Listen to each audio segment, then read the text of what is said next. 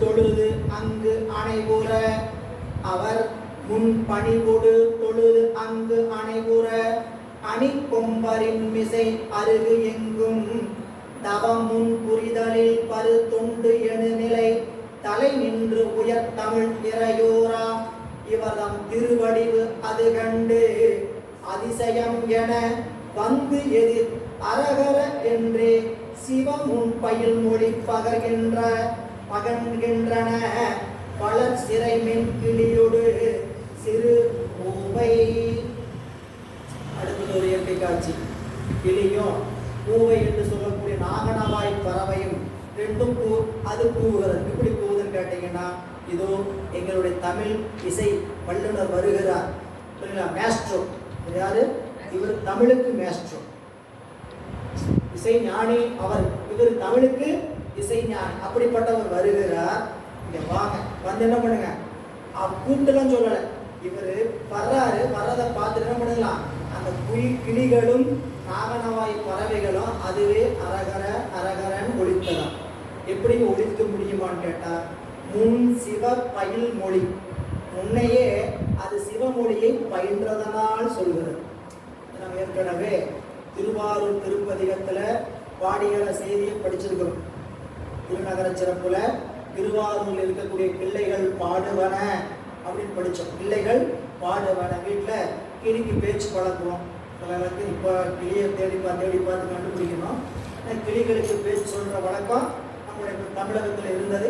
பார்த்து தெரிஞ்சுக்கலாம். அந்த வகையில் நம்முடைய நாயனார் பணிவோடு தொழுது அங்கு பிள்ளையை அணைந்து கொண்டு நெருங்கி வர அணி கொம்பரின் மிசை, கொம்பு கிளைகளில் அமர்ந்திருக்கக்கூடிய அருகெங்கும் தவம் முன் புரிதலில், தவம் முன்னே புரிந்ததனால் வரு தொண்டு என நிலை தலை நின்று. இப்ப நாயனார் தொண்டுல தலை நிற்கிறார். எப்படி நிற்க முடிஞ்சது அவரால்? முன்னாடி தவம் நிறைந்து செய்திருக்கிறார். அதனால் இந்த தொண்டில் அவரால் நிலைத்து நிற்க முடியுது. நிலைத்து நின்றார். அப்படி நிலைத்து நின்றவர் உயர் தமிழ் இறையோராம். தமிழ் இறை உயர் அப்படின்னு சொல்றார். தமிழுக்கு உயர்ந்த இறையவர். நம்ம எப்படி சொல்லலாம்? இன்னொரு வகையில் சொன்னா முனைவர் இல்ல முது முனைவர். தமிழ் முது முனைவர், உயர் தமிழ் இறையோராம் இவர்தம் திருவடிவு அது கண்டு. சாமியோட தமிழெல்லாம் கேட்கல, சாமியோட நாயனாருடைய திருவடிவை கண்டவுடனே அதிசயம் என, இந்த பிள்ளைகள்லாம் என்ன கிளிகள்லாம் அதிசயம் என வந்து எதிர் அரகர அரகர அரகர என்றே சிவமுன் பயில் மொழி. அந்த வார்த்தையை மட்டும் கவனிச்சுங்க. எப்படி அப்படி சொல்ல முடிச்சுன்னா, சிவமுன் பயில் மொழி. சரி, இப்போ மணிவாசருக்கு வந்துடும். திரு தசாங்கம் கிளியை கூப்பிட்டார். கிளியை கூப்பிட்டு சொல்றாரா இல்லையா? எங்க சாமியோட பேரை சொல்லு. என்னன்னு சொல்லு? எங்க சாமி ஆரூரன், தென்மலரான், செம்மலரான், பற்கடலான் சொல்லி வாயை திறந்து அப்படின்னு வாயை திறந்து ஒவ்வொரு பாட்டா ஒவ்வொன்றா சொல்லிட்டே வந்தார். ஏறார் இளங்கிளியே ஏதவிழாயின் சொல் மரகதமே சோலை பசிங்கிளியே இஞ்சுகுவாய் அஞ்சுகுமே. எத்தனை தடவை அந்த கிளியை பேர் சொல்லிட்டு போறாங்க. அப்போ இந்த கிளிகள் அப்படி சொல்ல முடியுமான்னு கேட்டா பயிற்சி. என்ன பயிற்சி? அங்க பாட்டுல அவங்க வேதங்கள் சொல்லிட்டு இருக்கிறாங்க மனத்துல. அவங்க வீட்டுல இருந்து வச்சிருக்கிற கிளி என்ன பண்ணுது? இந்த வேதத்தை கேட்டு கேட்டு அது வேதம் சொல்லிச்சான். இது திருவேலிமலை திருப்பதிகத்துல நம்மளுடைய ஞானசம்பந்த பெருமான் அந்த திருவேலிமலையில் இருக்கக்கூடிய அந்தணர்கள் வேதம் பயிலும் ஓசையை கேட்டு கேட்டு கிளிகள் வேதம் பயின்றதா அப்படின்னு, அப்படிப்பட்ட திருவேலிமலையாமே அப்படின்னு சொல்லி அந்த தலத்துடைய பெருமை சொல்லணும். இங்க சிவமுன் பயில்மொழி பகர்கின்றன வளர் சிறை மென் கிளியோடு சிறு பூவை அஞ்சொல் திருமறை அவர் முன் பகர்தலும் அவரும் தொழுது முன் அலிகூறு நெஞ்சில் பெருகிய மகிழ்வும் காதலும் நிறை அன்புடன் உரை தடுமாற செஞ்சொல் திருமறை மொழி அந்தணர் பயில் தில்லை திருநகர் எல்லைப்பால் மஞ்சில் பொலிநெடு மதில் சூழ் குடதிசை மணிவாயில் புறம் வந்து உற்றார். இப்போ குடதிசை என்று சொல்லக்கூடிய மேற்கு திசை, மேற்கு திசை வாயில வந்து அப்பர் அடைகிறார். குடதிசை, குணதிசை என்பது கிழக்கு, குடதிசை என்பது மேற்கு, வடக்கு உத்திரம், அந்த புரியல, 4 வாயிலும் 4 பெருமக்கள் வந்தாங்க. 4 பேரும் ஒரே வாயில வரல, இல்லை ஒரு வாயில 2 பேரும் வரல. 4 தில்லையில் இருக்கக்கூடிய 4 கோபுர வாசல்லையும் 4 வழியாக 4 பேர் வந்தாங்க. எனவே அஞ்சொல் திருமறை அவர் முன் பகர்தலும் அருமையான பாடல். நச்சிங்கன்னா என்னன்னா, அழகிய சொற்களை அந்த கிளிக்கூட்டங்கள் அவர் முன்னால் பயின்றதான். நாயனார் முன்னாடி பயின்றவோட அந்த கிளிக்கூட்டங்களை பார்த்து நாயனார் மகிழ்ந்து வணக்கம் சொன்னாங்க.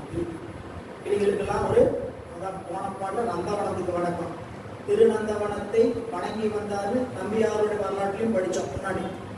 நம்பியாருக்கு அடுத்தாட்டம் புராணத்தில் தில்லைக்குள்ள வரும்போது முதல்ல தில்லை எல்லையை வணங்கினார், பிறகு நந்தவனத்தினை வணங்கினார், கோபுரத்தை வணங்கினார், திருவீதியை வணங்கினார், பொன்னம்பலத்தை வணங்கினார். அப்படின்னு ஒவ்வொன்றையா வணங்கி அடியார் திருக்கூட்டத்தை ஒவ்வொன்றா காட்டிகிட்டே வருவார். இங்கே நந்தவனத்தை வணங்கிய பிறகு குறிக்கூடங்கள்லாம் பார்த்தாராம். வணங்கி மட்டும் சொல்றார், அஞ்சொல் திருமறை அவர் முன் பகர்தலும், அழகிய சொற்களாகிய மறைகளை அவர் முன் அந்த கிளிக்கூட்டங்கள் எல்லாம் பகர்தலும் அவரும் தொழுது. நாம் ஒரு சிந்தனை வச்சுக்கணும் சரிங்களா? ஒருத்தரை வணங்குறதுக்கு என்ன வாய்ப்பு? அவன் சிவசிவன் சொல்றாங்க. என்ன வாய்ப்பு? அடியார் பக்தி அப்படிலாம் வேண்டியதே அடுத்து வச்சுக்கலாம், அப்புறம் வச்சுக்கலாம். அவங்க என்ன பண்றாங்க? சாமியுடைய திருநாமத்தை சிவசிவான்னு சொல்றாங்க, அரகரான்னு சொல்றாங்க. அதுக்கு ஒரு வணக்கம் சொல்றதுக்கு விழி பார்த்து சொல்ற ஒரு 5 ஜீவராசியை பார்த்து நாயனார் சமயாச்சாரியம் என்று சொல்றார் சரிங்களா? அப்போ நாம அந்த கிளி கூட்டங்களை எல்லாம் பொழுது அவரும் மிக மகிழ்ச்சியுடன் நெஞ்சில் பெருகிய மகிழ்வும் காதலும் நிறை அன்போடும் உரை தடுமாற, நாயனாருடைய உரை தடுமாற்றம் இல்லாத உடல். ஆனால் ஏன் தடுமாறுச்சுன்னு கேட்டீங்கன்னா, எப்போ சிவாலயத்தையும் சிவனடியார்களையும் காண்கிறோமோ அப்போ உரை தடுமாறுவது தவறில்லை. சிவபிரகாசத்துல 98வது பாட்டு, சிவபிரகாசத்துல 98வது பாடல்ல எப்படிப்பட்டவர் சீவன் முத்தவர்கள் எப்படிப்பட்டவர்கள் அப்படின்னா, தொண்டர்களை கண்டாலும் சிவபெருமானுடைய திருமேனியை கண்டாலும் உள்ளம் நடுங்கி வாய் குளறி வெளியில் நீர் பெருகி நிற்பவர் யாரோ அவர்தான் திருத்தொண்டர். தொண்டர்கள் தாமும் வானோர்கள் திருமேனி தாமும் அண்டரும் கண்டிலாத அண்ணலே என வணங்கி. தொண்டர்களை பார்த்தா சிவபெருமானுடைய திருமேனிய சிவலிங்கத்தை பார்த்தா என்ன நினைப்பாங்களா? அண்டர்களும் காண முடியாத வடிவமாச்சே இது அப்படின்னு. அண்டரும் கண்டிலாத திருமேனி என வணங்கி வெண் தரணங்கள் சிந்த விழி கொளர மெய்யே கண்டு கொண்டிருப்பர். ஞானக்கடல் அமுது அருந்தினோரை, இந்த ஞானத்தை கடலாக இருக்கக்கூடிய அந்த ஞானத்தை உண்டவர்கள் தொண்டர்களையும் சிவலிங்க திருமேனியும் பார்த்தா வாய் குளறி கண்ணில் நீர் பெறி. வாய் குளறதுன்னா தடுமாட்டம். தொண்டர்கிட்ட பேசுறாங்களா இல்லையாங்கிறத அந்த உரைக்குடைய தொண்டர்களை பார்க்கறனே தெரிஞ்சுக்கணும். அந்த ஸ்டேஜுக்கெல்லாம் நம்ம யாரும் சந்திச்சது இல்லை. அப்படிப்பட்ட தொண்டர்களை பார்த்தீங்கன்னா பேசுவதற்கே அந்த பேச்சினுடைய தன்மை எப்படின்னு கேட்டீங்கன்னா, அப்படியே திருவாரூர் ஜெயராமராணியை போய் பாருங்க. திருவாரூரில் திருவாரூரை தியாகராஜன் என்று சொல்லக்கூடிய அந்த திருவாரூரை பார்த்துக்கிறதுக்கு பொறுப்பு இருக்கிறார். அவருடைய தன்மை சரிங்களா? என்ன பேசுவதென்றால் இப்ப அடியாட்ட பேசணும். யார்கிட்ட பேசணும்னு நினைக்கிறாங்க? அடியாட்ட பேசணும். அடியாட்ட பேசணும் பெரிய அவங்களா இது ஒண்ணு வேண்டாம். ஒரு உயர்ந்த அதிகாரத்தில் இருக்கிறாங்க. இவங்களுக்கு கீழே அடியவர்கள் இவர்களுக்கு மேல அடியவர்கள். நீங்க கூட ஒரு சர்ச்சை பண்ணுங்க. உலகத்தில் இருக்கக்கூடிய 5 ஆண்டு அதிகாரத்தில் இருக்கக்கூடிய ஒருவரை கண்டு என்ன பண்றோம்? ஐயா சாமின்னு 2 மணி இருக்கணும். நம்மளால அடியார்கள் அதுக்கு மேல என்னைக்குமே சிவபெருமானுடைய திருவுருளை பெற்றிருக்க. அப்படிப்பட்டவர்களை பார்த்து எப்படி நம்மளுடைய வழிபாட்டு நெறி இருக்க வேண்டும்.